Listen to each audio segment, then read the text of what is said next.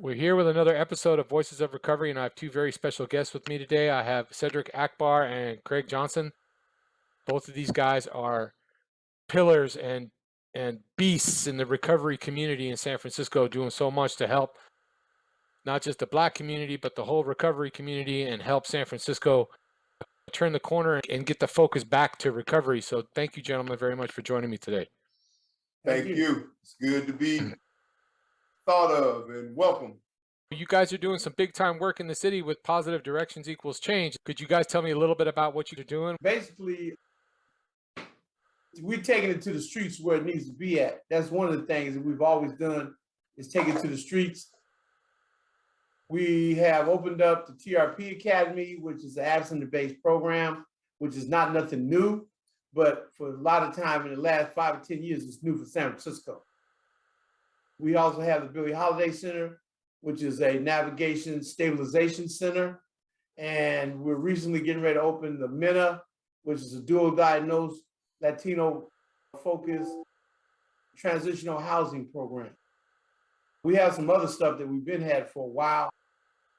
But like I say, our main objective is to bring the concept and the idea of recovery back in the community.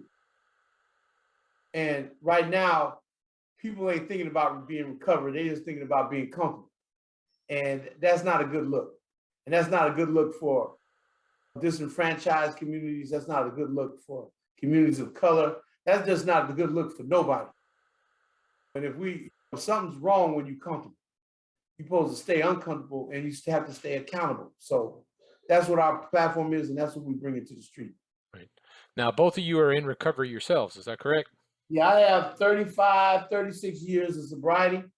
I stopped using in 1988 when I got out of prison. I have 31 years, and I also stopped using when I got out of prison. Both did. But something else I wanted to speak on, though, too, Tom, which we were talking about earlier, is too that we're doing what we always do, Tom, is create an environment and a safe place for people to be.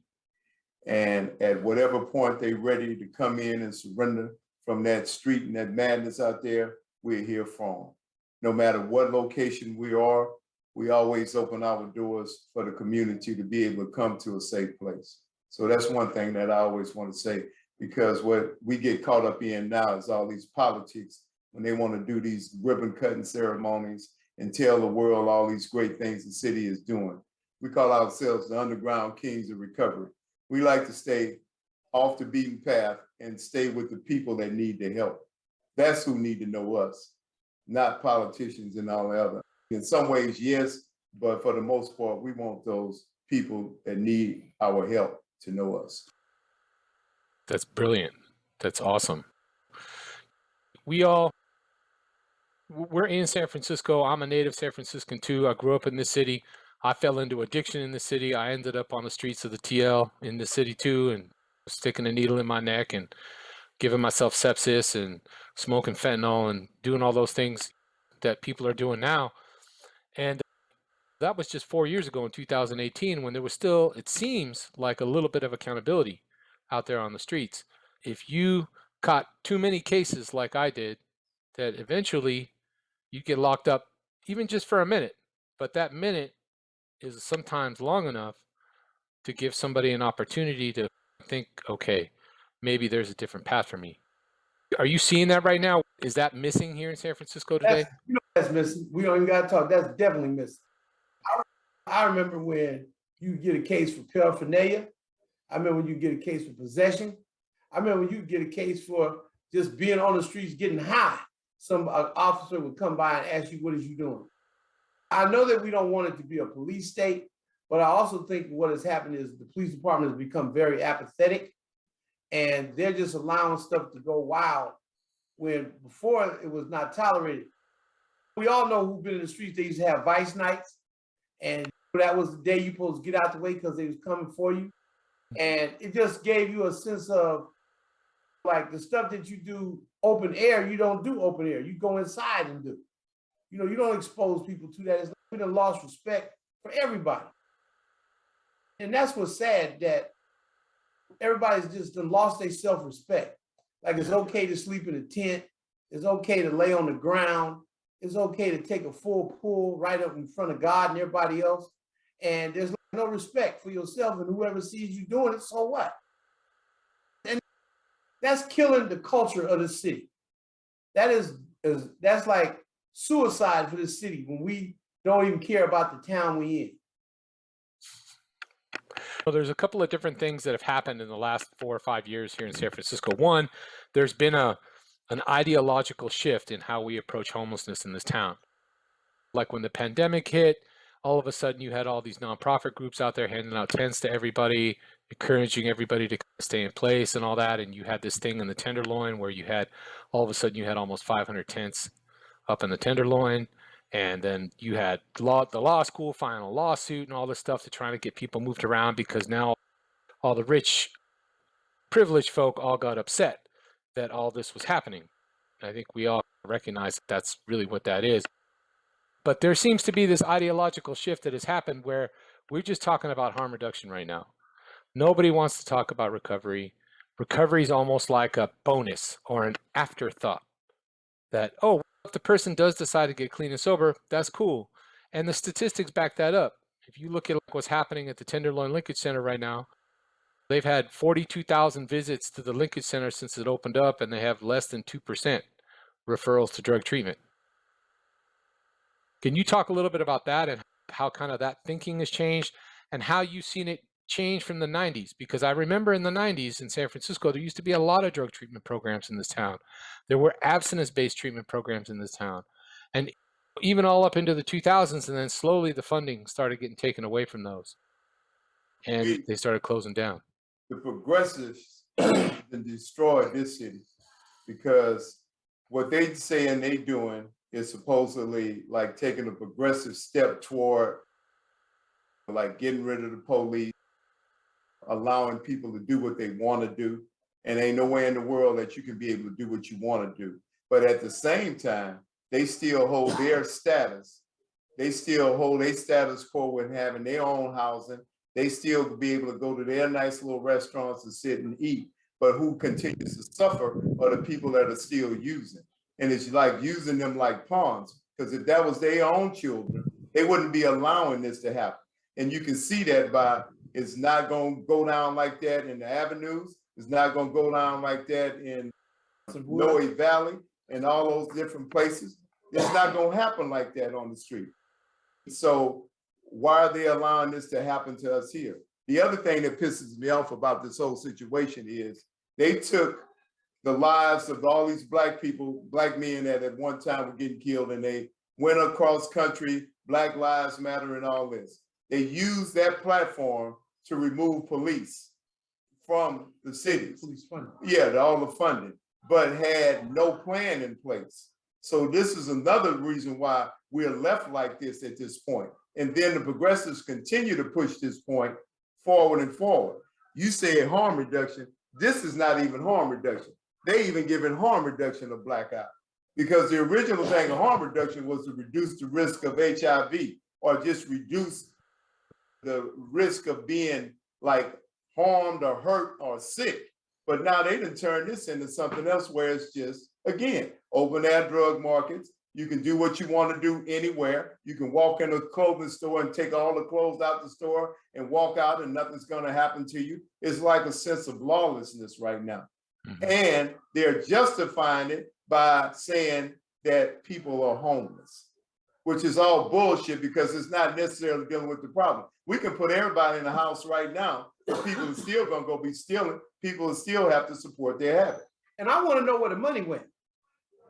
I want to know where all the defunding of the police and all that, where is that money at? Because that money was supposed to go into the community to provide services and new kind of projects. And I have not seen it yet. And what I do know, which may not be totally right, that a lot of that money went to the Department of Public Health, who has a way of preventing community-based organizations from getting any funding because of the minimum qualification in order to apply for funding, which is really a barrier to prevent people from accessing that funding. And I think that kind of stuff is what makes it a joke. Yeah, and that's important to talk about. And we have to talk about the drug policy and all the politics of it too, because that plays a role and it affects the marginalized community more so than just about any other community. We talk about the Tenderloin. It's a primarily BIPOC community. You got 3,000 kids living in that community. And at the same time, you had 600 overdose deaths in San Francisco, and 60% of them were just in that community alone. And a lot of them, those overdoses were inside and permanent supportive housing. At the same time, the Department of Public Health is rolling out all these programs. They just opened the Meth Sobering Center. They got the Tenderloin Center. They get $600 million a year for their behavioral health budget. And then a news story came out today in the paper about the Dope Project and how they're basically giving out misinformation and saying that fentanyl is not contaminating the street drug supply.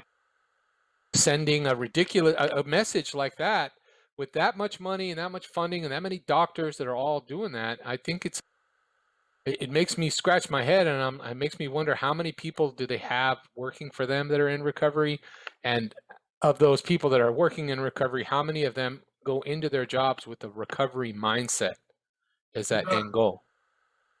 People are afraid to. People with recovery mindsets are scared to speak up and speak out.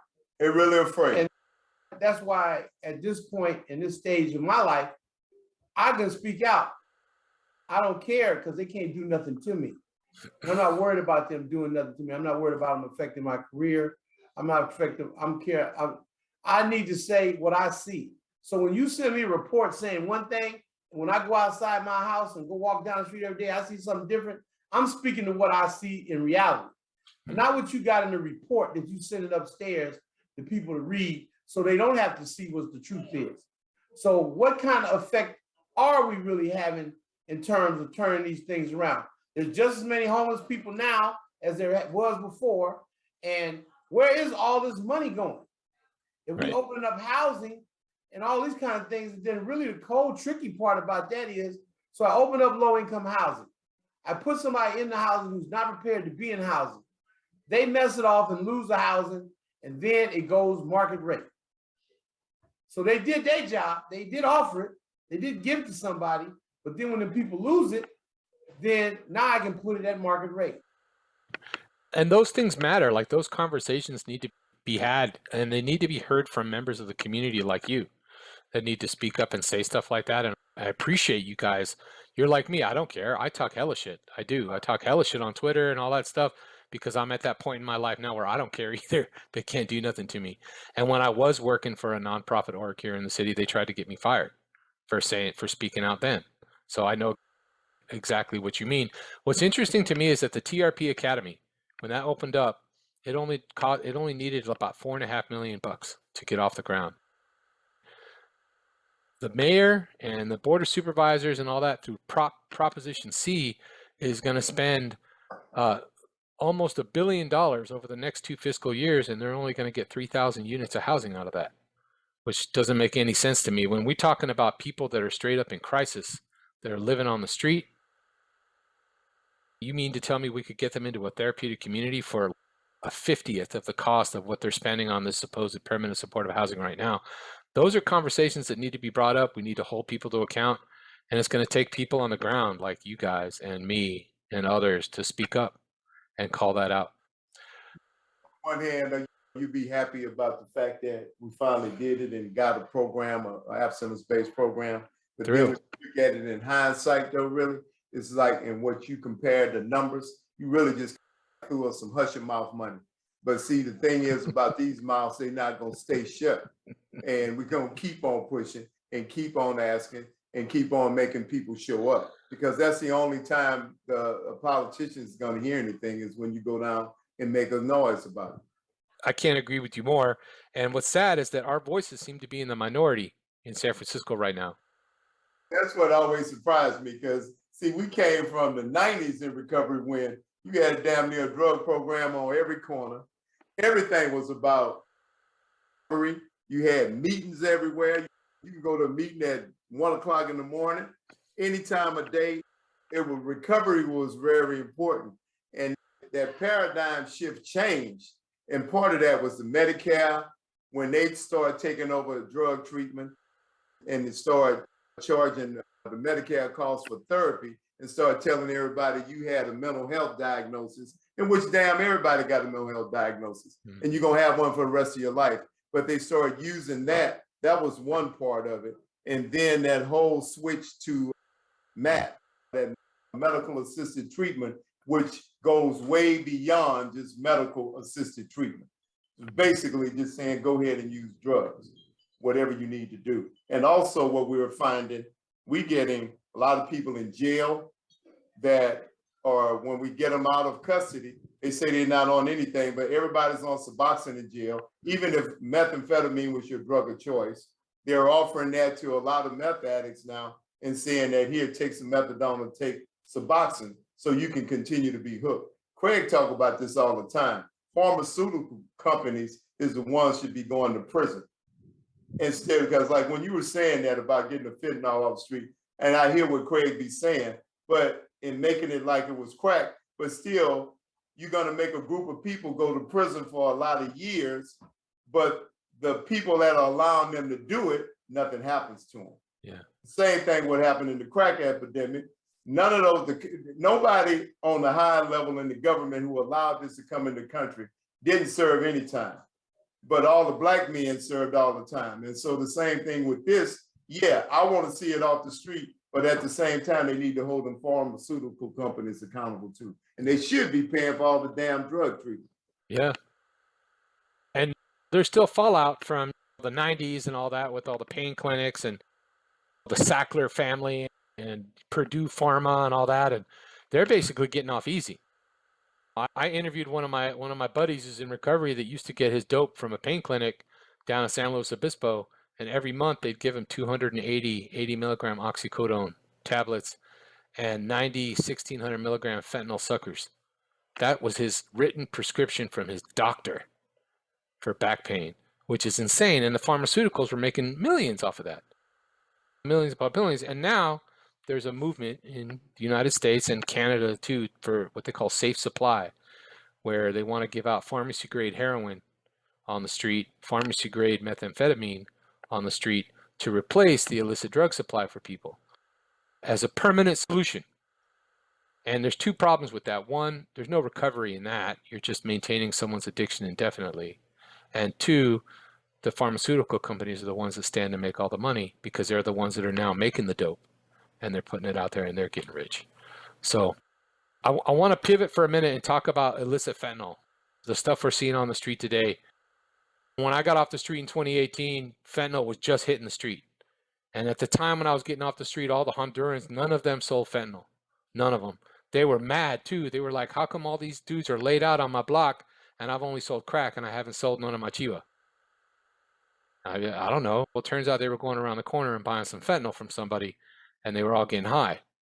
And then I come back a year and a half later in recovery. I'm working down on the TL and everybody's selling fentanyl. And now it's gone to the point where you can't even buy heroin anymore on the street. Everything is fentanyl, which has left a lot of people that are struggling with addiction no choice but to go to fentanyl. So can you talk a little bit about how fentanyl has changed the game out there on the street and what are some of the things you're seeing? One of the things I know it does, people that get on fentanyl, you used to go get on some methadone or some Suboxone and keep from being dope sick. The funny thing about fentanyl is even if you're on methadone or Suboxone, you can still get high off of it. That's crazy. You know what I'm saying? That's the whole thing about fentanyl is a bad look, just period. It's made in a bathtub. It don't come out the ground. It does unrepairable damage. And if you think back, the last time we had a fentanyl surge, people ended up with Parkinson's long term. And so fentanyl is not. And then the cold part about it is that drug didn't get imported over here. That wasn't from it's not from a third world country. They can blame the cartels and the Latinos and all of them for fentanyl being in the United States. Well, who made it? Who gave them the recipe? Who invented it? And I'm gonna keep going to that because we don't never hold the pharmaceutical companies accountable, and they're the biggest drug dealers on the planet. What was funny about that is the doctors that invented fentanyl got addicted to it themselves. which is ironic. In the early 70s, they came up with fentanyl and they actually got hooked on the dope too, because Yeah. it was making it right there in the lab. They couldn't help themselves. Yeah, but that's the other thing about fentanyl too. If you just breathe it, it's It'll knock you down. intoxicating. Yeah. Yeah, The it'll other knock thing you though down. is fentanyl is in everything now. But- They got in marijuana, cocaine, everything. But Go when ahead. you say illicit fentanyl, is it really illicit? Because I don't see any prosecution for it being illicit. You know what I'm saying? I don't think, is it even on the schedule yet? They're working on it at the federal level. So there's a couple of bills in You Congress said right now. they're working on it at the Yeah. federal level. Yeah. Now think about that. They're working on it at the federal level. Who's blocking it? You know what I'm saying?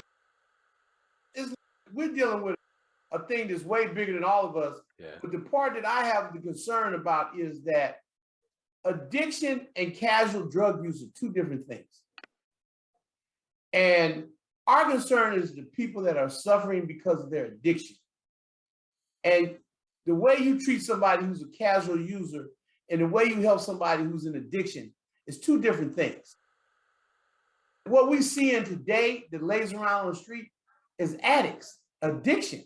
We're not seeing casual weekend warriors and every other month or so I may take a hit. You don't know, that's not what we're looking at. We're looking at people that are totally addicted to the drug to the point where they can't do nothing but think about the drug. And we have to take responsibility for that. We have to take responsibility for allowing that to happen. We have to take responsibility for kids being scared to walk to school by themselves. That's not on nobody but the community. And the community is the only one that need to do something. We need to be the ones to do something about it. You know what I'm saying? And not let people just give us rhetoric and tell us what they ain't gonna do and what they can't do. We don't need it. We don't need no can't. We need to know what you can do. This has to be addressed. Yeah. You know, I mean, if we have to do it block by block, let's do it. But One to of the- allow addiction to run rampant and not provide any alternatives, to not allow options to be out there for people who do want to stop being addicts, and you got one choice where to go, is not serving any purposes. Yeah, I agree. But one of the big things that hurt the treatment, the whole drug treatment world, was when they decided to stop funding abstinence-based programs. So then organizations like, I'll just use the Salvation Army, for example, they had to depend on private donations for everything to run their programs. And a lot of smaller programs like that too, and they went away. And those were beds. That's the thing that kills me. Those were beds for people to be up off the street. And they're saying that, well, because it's not evidence-based, which is probably the dumbest term I've ever heard to describe addiction and drug treatment, because there's so many different variables when you talk about drug treatment for people, in that their own personal experience is going to be different.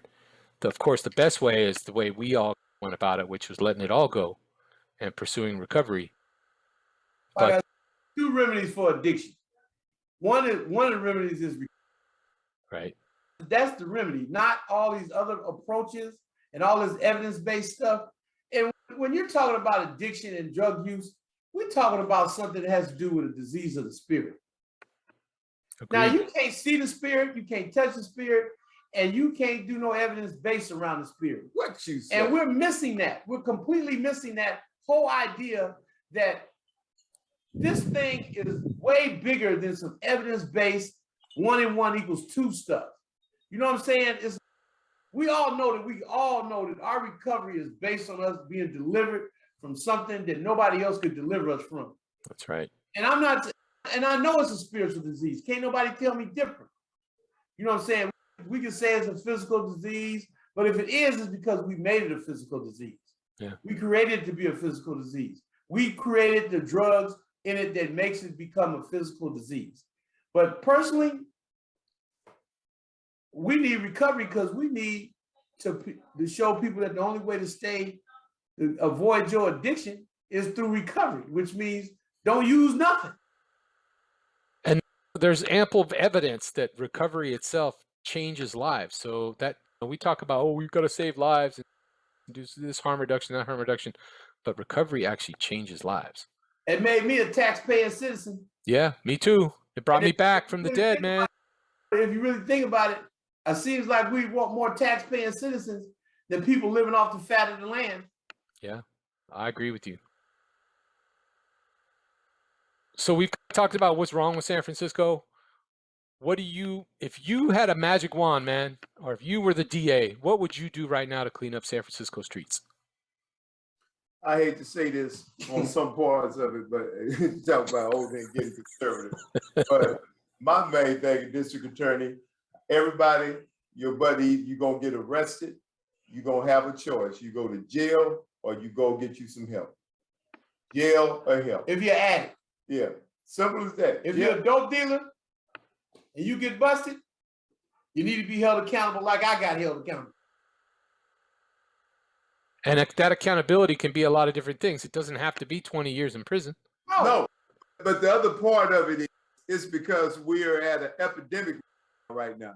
So therefore, you got to almost take drastic measures because it's drastic on the street until we can get a sense of calm back. And then we can start instituting and doing different ways of being able to support. But to allow somebody who's a drug dealer to get arrested 5 and 6 times before they get some time don't make sense. Yeah. I remember, I got to go back to this because I keep doing this. I remember I went to prison for 3 years for selling 1 rock to somebody. Selling 1 rock to a cop got me 3 years in prison. When I got out of prison, guess what? I didn't sell no more rocks. Right. I'm not saying that's going to work for everybody, but I am saying that we have to really look at this realistically on how we can help it to be better. And like I said, treatment or jail. At least that's giving you a choice. Yeah, that was my choice. It may not be a great choice, but it's better than the alternative. Hey, Die in the streets. I could keep sitting in jail, eating commissary, eating my oatmeal cookies and ramen, or I could go to the Salvation Army, which wasn't great, but I was free and I could smoke cigarettes and I could go outside a little bit, and that was freedom for me. And figure out how to get your life together. Yeah, that was freedom for me. It really was. And yeah, they made me go to church and all that stuff, but you know what? That's where I had my spiritual awakening and recovery. And that wasn't a bad thing No. anyway. Nobody's saying everybody got to go to church. It ain't a bad thing to get a little bit of that in your life. That's right. I agree with you. I agree. All right, gentlemen.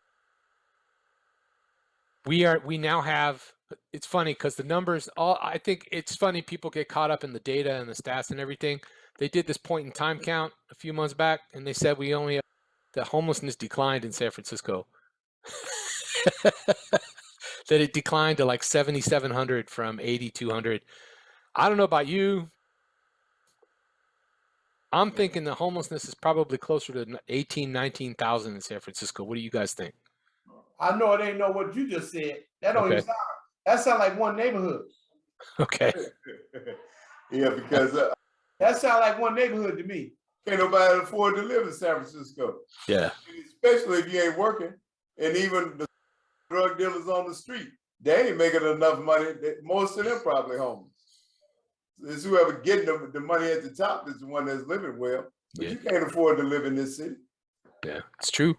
It's true. There's no housing in the city. Yeah. You actually mean to tell me they said there's only how many homeless people in San Francisco? 7,700, and they're making this big thing in the news saying Sacramento actually has more homeless people than San Francisco does, and I know that that's a lie. That is just not correct. Ain't no way. Ain't no way. There's just no. If you've been down to Candlestick Point, have you been down? Look, you serve the community, Cedric. I would say the people in the navigation centers aren't homeless anymore. No. I thought they were. I thought people in jail were being counted as homeless too. Are they playing that game with us? I think so. I think that's what they're doing. They're just talking about people that sleep rough, and they're not counting people that live in their vehicles. And we know there's thousands of them. RVs and all that. There's probably 7,000 people in navigation centers and shelters and trailer parks than they are, you know what I'm saying, right there is 7,000. They count hours too. Transitional housing. So let me ask you guys a point blank question. How many people that are homeless in San Francisco right now have an addiction problem, have a drug problem? What percentage? I would say 90%. 90%. I'm with you. 95%. 95%. If they ain't addicted to drugs, they're addicted to something else. Yeah. Like gambling. And drugs is involved in it. Because you ain't homeless for no reason. Yeah.